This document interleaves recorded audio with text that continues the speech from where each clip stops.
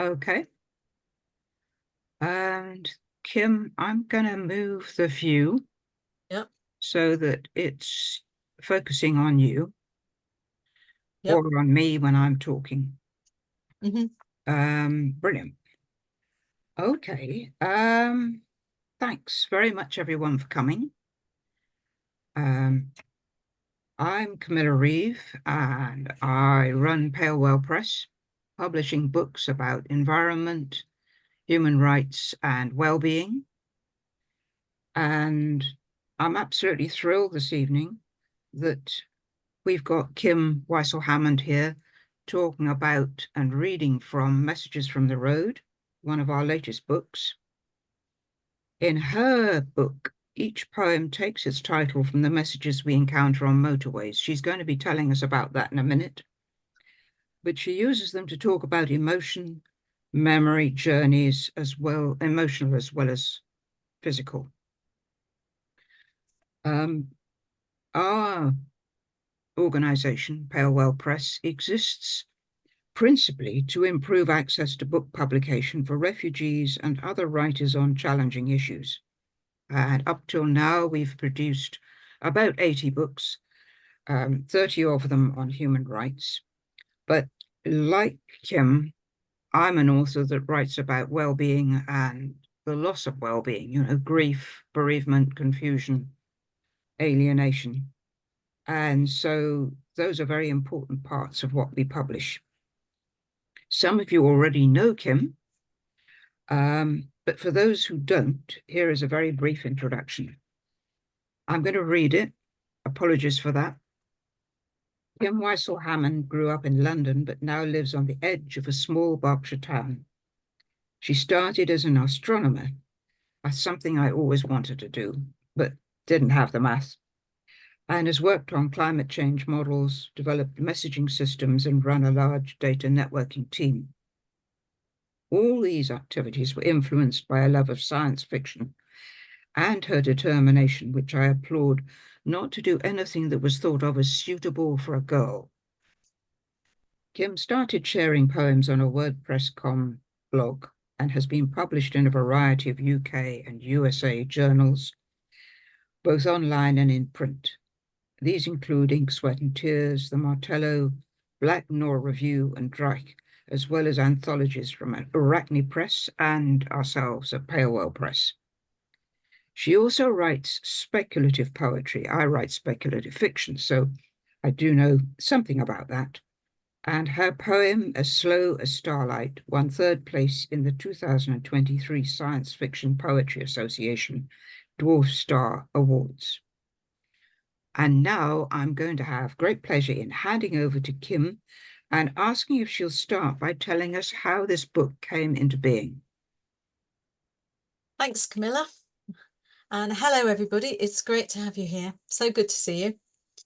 So yeah, every poem in the book, the title is a motorway sign, or for those of us in America, a highway sign. And why did I start writing those? Well, it started in 2022, and I and my husband, as from about the middle of 2022, were constantly driving from our house in Berkshire into West London as the health of his parents deteriorated and declined. Those sort of journeys, I remember them all as being in the dark and the wet, and they can't have been that way, but that's how it comes to me in memory. And those journeys were fraught, they were stressful. You were worrying about what you were going to find. On the way back, you were worrying about whether you'd done enough, whether you'd sorted out the problem, what was going to happen next. And one night, as we were driving into London in the dark and the wet, these illuminated signs that you have on the UK's smart motorways, they all lit up with one message. Over several miles, the same message was being repeated: red X enforced. Now, in the sort of mental and emotional state we were in, we were going, what on earth does that mean? And we started having a conversation about what that could mean. And because we're sort of science fiction fans, we came up with all sorts of weird things and, you know, whatever. And of course, what it means is there's a red X over the lane that you're not supposed to drive in. And if you do continue to drive in it, they'll enforce it by fining you. And then I think it was almost on the same night, driving back at about 2 a.m. Every sign on the way back said end. So over about 20 miles, end, end, end, which is rather apocalyptic, we felt, as you left the bright lights of London into the darkness of the Berkshire countryside. And my husband turned around and said, "You should write poems about these signs." And I laughed and said, "Okay, collect them." And he did. And I started collecting them as well. And it became a thing that we talked about. He'd go, what sort of poem would you write about barrier being installed? And it gave us something to talk about. And I did write the poems, and I wrote enough to get into a book. And that's the story as to why they were written. They're very varied. So Red X Enforced, the poem actually talks about the sign. Barrier being installed talks about the barriers we put up to refugees. But as they're very, very varied poems. And sometimes I just go off in a completely different direction. So I'm going to start with my first poem. And the title is Abnormal Load, which is telling you that there's a heavy and slow vehicle ahead of you. And if you're going to dash along up over the speed limit, you better watch out. I'm one of those people where memories come back and they sort of hit you. And many of us carry an abnormal load of memories that we don't want to recall. And this poem is about memory. I read somewhere that memory is a horse at sea, and wondered, did she mean a real horse kicking through waves, head high, ears flat, eyes staring, popped out, and mad, like only horses can do? Or was she thinking of foamy white caps on windswept waves, dancing in salt air, ephemeral, fleeting? Memories stick with me, glue onto the back of my mind. They resurface like a horse plunging out of a heavy sea. But horses, in my experience, don't return again and again. Don't bring you to your knees.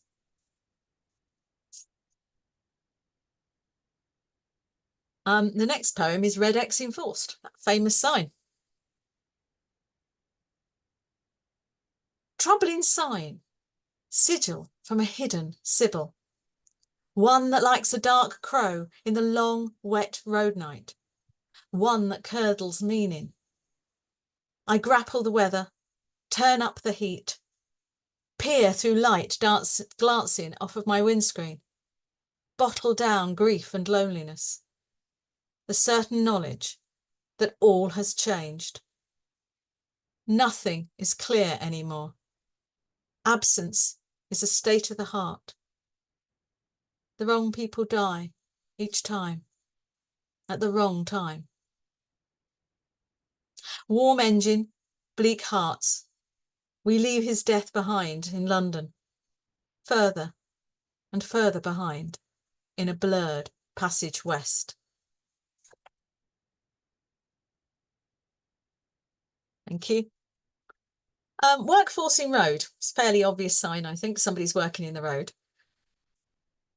But I was thinking as we were driving backwards and forwards, and everybody else was, the motorways are full, it seems, all night, that we're all burning fuel, making CO2, and we're working in the road. So Workforcing Road became a poem about progress and the hot future to come. Progress speeds past in the sunlight, turns her head to smile as she blurs away, has a soft spot for bespectacled and detailed dreamers, Watches a sunset made more glorious by diesel particulates, as summer berries wither on heat-blasted vines, lurks in the limbate colours of an oily puddle, in the disappearances of insects and bees. She has chained the winds to her oiled, slender ankles. They now dance to her hectic tunes. The tomorrow she promised is hot and sultry, so on-trend, popular, contemporary, so extra. We all now flow in her stream.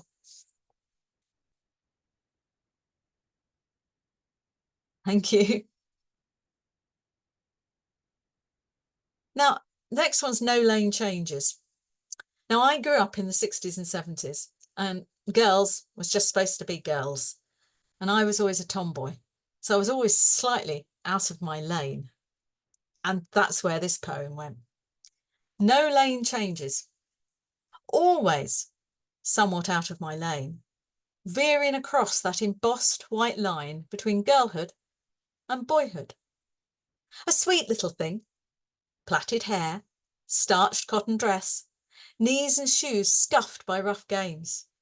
I played cowboys and Indians with my friends, all boys, all loyal, trusting, fun, rough around the edges. We sat ignored at the back of class. The cut and thrust of conforming female friendship still feels alien and strange compared to laddish camaraderie. I had a swelling great thirst for more, better, bright, grabbed books, read everything, found mathematics, technical details, difference, loved the challenge of being the only woman in the room. Now, the person who made things possible. Too loud, too clever, too bookish. Call yourself a mother. Think yourself too good to wear makeup. You're not a real woman, are you, dear? I choose my own lane. Stare them down. Steal their air.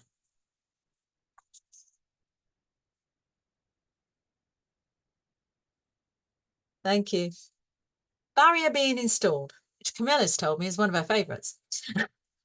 So the barrier being installed is the central barrier between the opposing streams of traffic. There's obviously been a problem. They're dealing with it. But I thought of other barriers. Everywhere we build walls of bones, lost shoes, dead children. Propped by fear resurgence, our wretched enclave of haves pushes away pilgrims from burning lands, who perish on the seas, in the deserts, struggling to get to lands of plenty.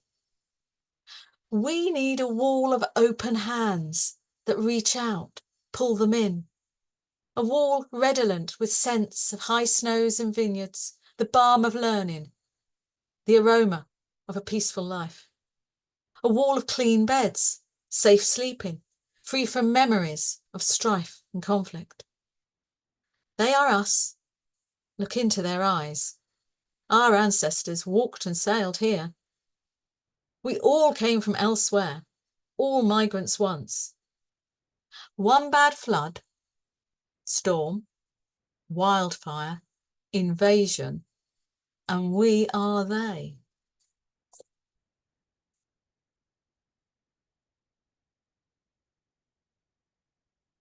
Thanks. Obstruction let's start that again. Obstruction removed. So, you know, there was a problem on the road and they've got rid of it. Became all about that first kiss. When all obstructions are removed. This is the poem my husband gets embarrassed about. So, obstruction removed. Your kiss. Sharp, electric, stun. And a fast, burbling spring burst up, swallowed us whole, rose high and broad through years, decades, until we two stand here, waist deep, in a vast estuary, wading hand in hand against a neap tide, laughing at the pull on our knees.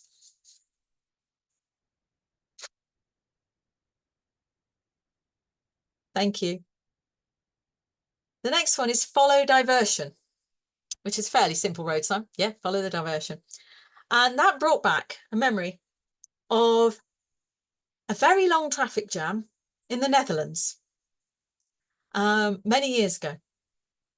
So, follow diversion. 4 in the morning on a motorway, somewhere north of Rotterdam. And the party is over. A man cuts the side barrier, beckons us to him, tells us we are all rescued.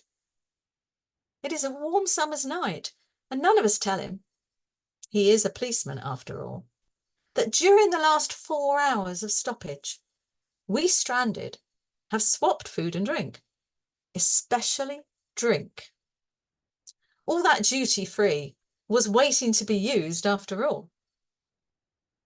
We are rescued, and it involves edging this laden car through that barrier hole, down a 45-degree muddy slope towards a dark waiting canal.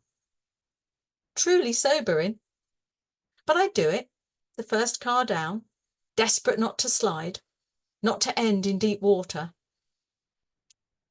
A motorway's full load, hot, stuffy vehicles, tired, tipsy adults, sleeping, weary children, snake through silent villages in the quiet before dawn, before the world wakes up to find us once more. Thanks. Queue ahead. So this sign made me think of food queues. I think it's because I'm the generation where my parents definitely had to queue for rationed food in the aftermath of World War II. And so I was thinking of food queues, and it went on from there. So queue ahead. See those over there, stiff with hunger, queuing for food, afraid that there will be none. In a long, low tent, a woman gives birth, cries, because here is another hungry mouth. Others crouch in ruins, watch the skies, peer through gun sights, fight for a different survival. Shadows that surround our light. We do not have permission to be absent at this time. We could all join a queue.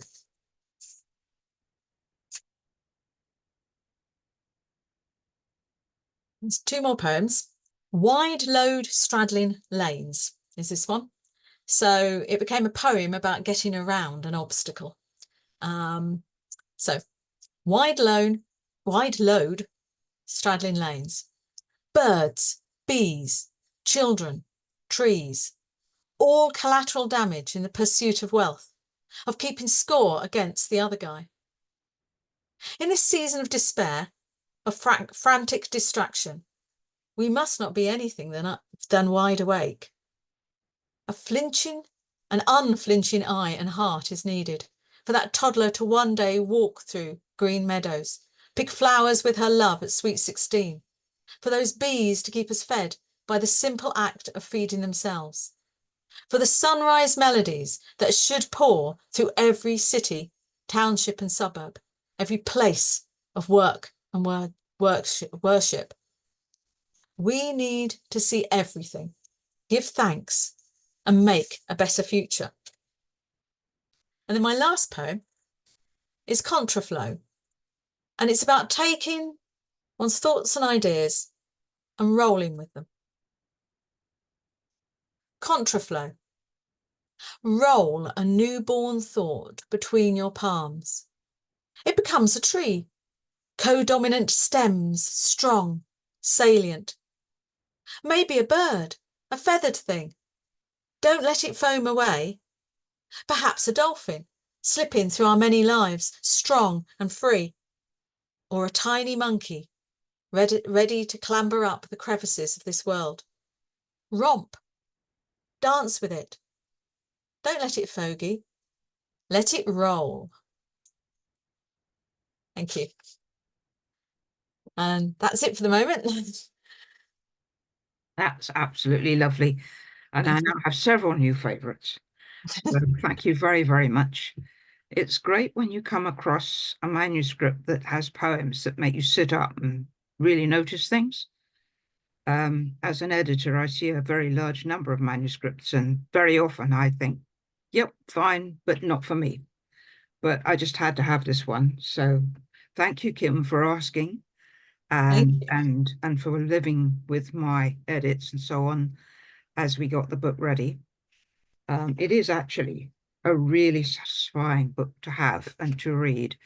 It kind of acts as a guide through a number of things. In my case, bereavement, estrangement, confusion about why the world is as crap as it is sometimes for the people living in it, and guilt. And all those things Kim addresses with her poetry.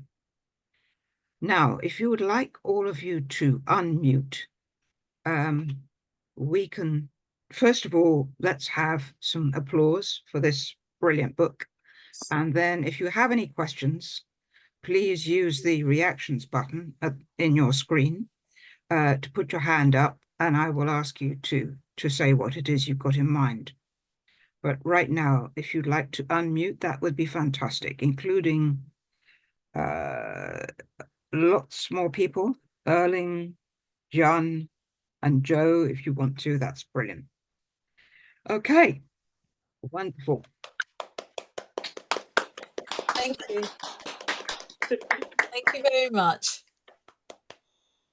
So I know that some of you follow Kim's blog. Were you all aware that this book was coming? I imagine you must be. It's something when you see somebody you know putting their thoughts together. It's a rather odd experience. You learn about them, even though you thought you know them to start with. So if anybody has a question or a comment they'd like to share, please do put your hand up and let me know. I'm going to go over to the gallery view so I can see people more easily.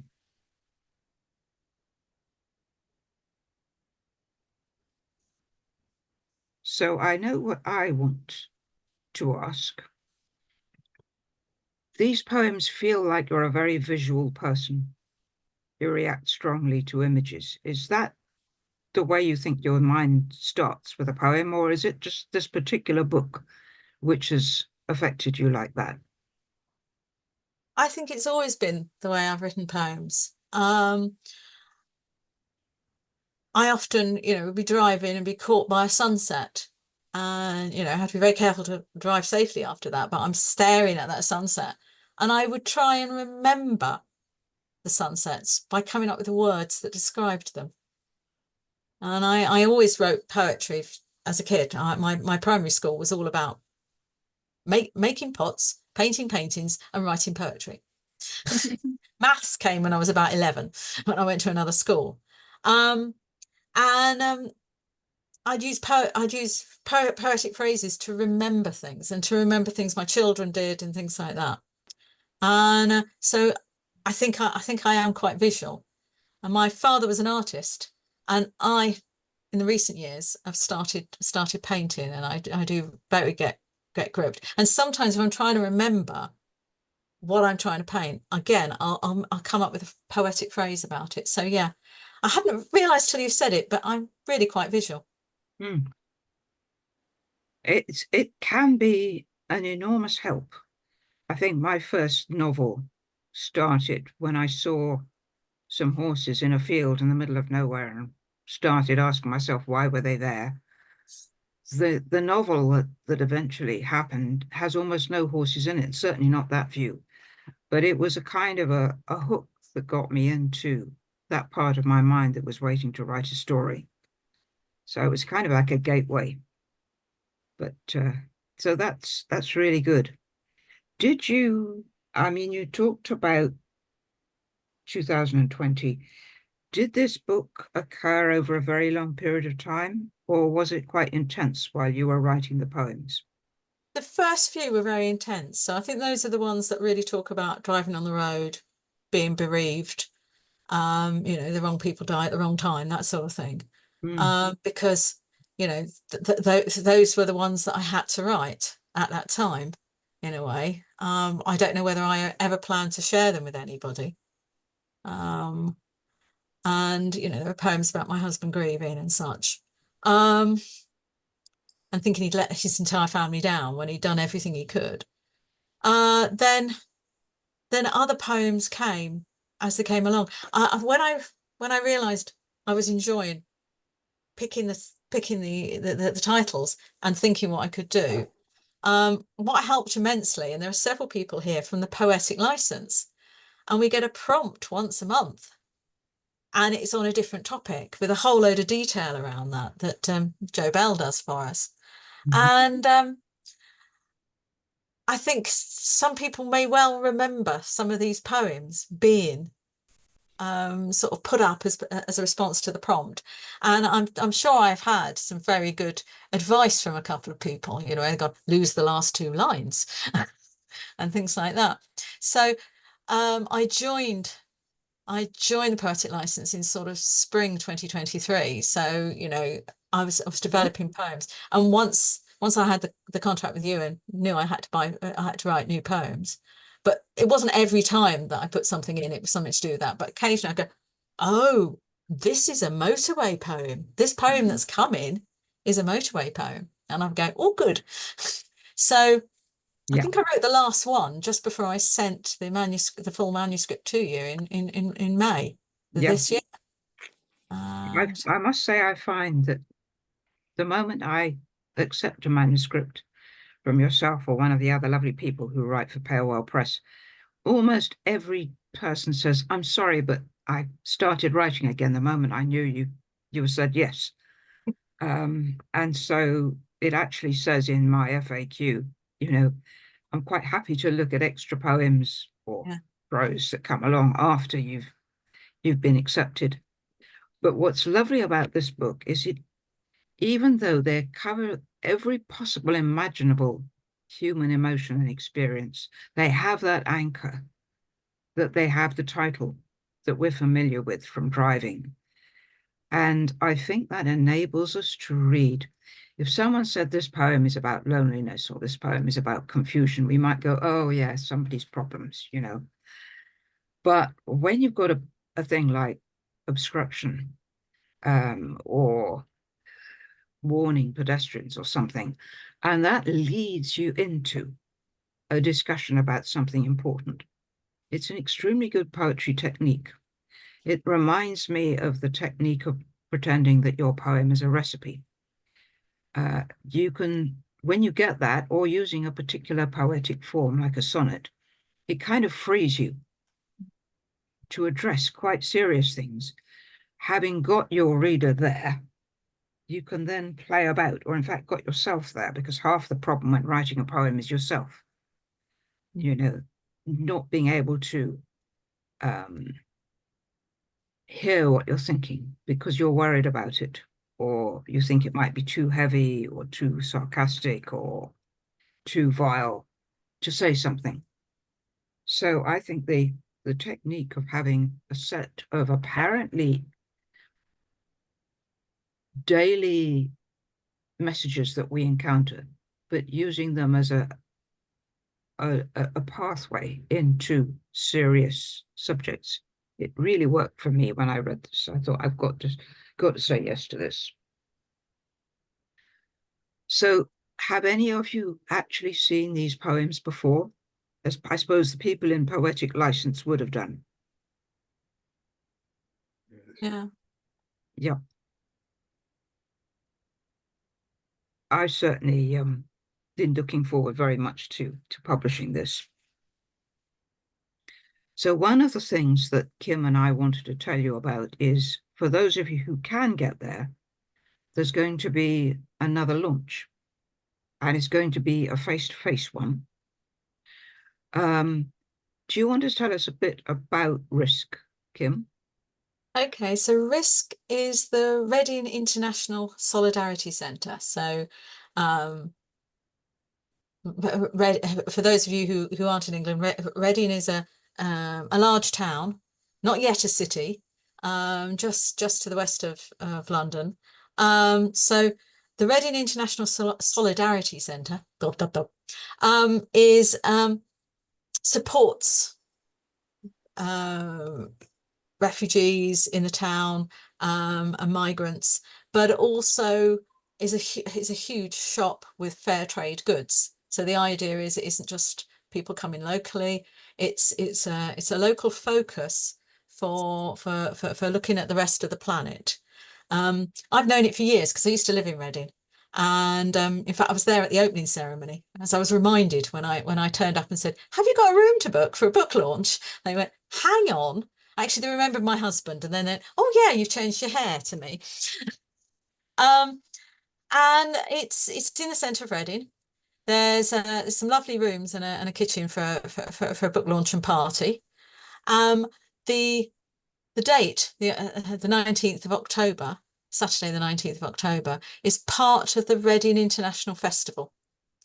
And so there's a 2.5 week festival. I think it started out as a week and it keeps on growing.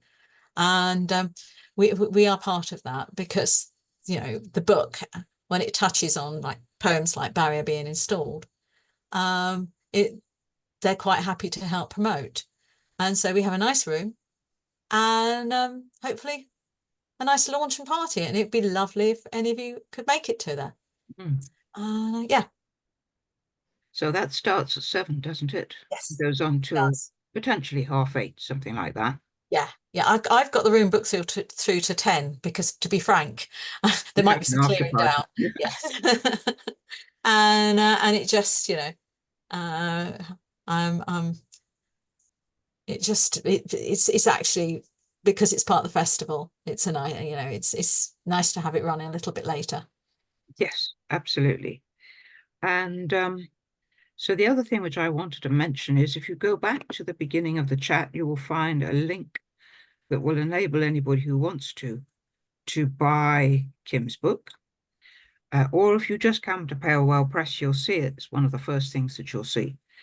But we're very keen to get people to come along to the launch, the face-to-face one, because A, it supports the work that they're doing for refugees, and B, it's always fun to have face-to-face. I struggled during COVID when I wasn't able to run face-to-face events, and it's really good that we're back doing that now.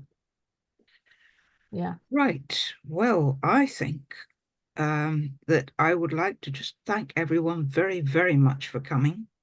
It's good to see people I know, like Sophia, whose book's coming out next year, Yes. and thank Kim very much for reading. Thank you. I get so much out of hearing the poet reading their own work, and so I'm going to ask you to record some of that, as well as the recording we've done tonight, but to record me a couple of separate poems so Yeah. that we can use them online.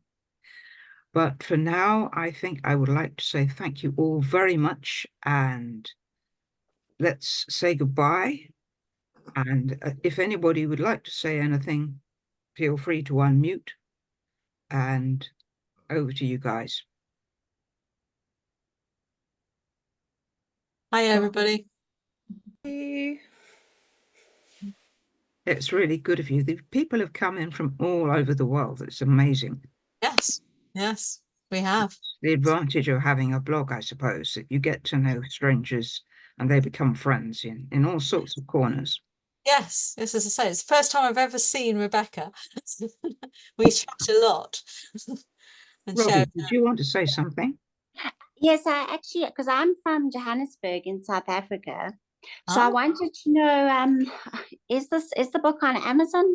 Because it's quite difficult to buy books. It's not in- easy to buy it internationally on Amazon because the Amazon I deal with is the UK-based one, which ships to Europe, but not as far as South Africa.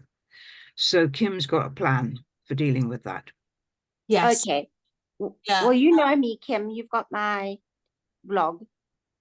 Oh, sorry. Who am I talking to? I've lost track. It's Robbie Cheadle, Roberta Oh, hi, Cheadle. Robbie. Yeah, Hi. I couldn't Yeah. quite work out who was talking from the blank blogs. Yeah, yeah, Oh, sorry, it should have my name there, but yeah. yeah, Sorry. yeah, Yeah, because it's quite hard because we don't have a government postal service here. So it has to be couriered, and Amazon are prepared to courier here. So it's a bit difficult, but yes. yeah, maybe we can work a plan. Yeah, well, yeah, what we'll do is we'll chat on the blogs or whatever. Yeah, no, that's perfect. Okay, well, thanks very much for the lovely readings, and yeah, I'll see you online. Okay, Yes, see you bye. online. Bye. Now, what I can do for people abroad, and South Africa sounds a bit complicated with no government postal system, but what I can do for people abroad is post a book directly to you. So I have a PayPal account, and we can which is, you know, and then people can pay me. The postage to the US is $5. Because I checked that this morning with the Royal Mail, and there were Google's telling me other ones which were probably cheaper, but I thought, hey, I know the Royal Mail. And so yeah, and there's somebody asking about Australia the other day online, and so yeah, I can do that because yeah, and I'm happy to do that. So we can chat online. Brilliant. Okay, shall we wrap it up for now? Thank you everybody for coming. It's been lovely to see you. Very, very much. It's been great seeing you. Yes. And thanks, Kim. Thank you, Camilla. Okay, Thank you, bye-bye. everybody. Bye. Thank you. Bye. Bye. Bye, Rebecca. Lovely to see you. Lovely to see you, Michelle. And hi. Wonderful. Thank you so much. You too. Yeah.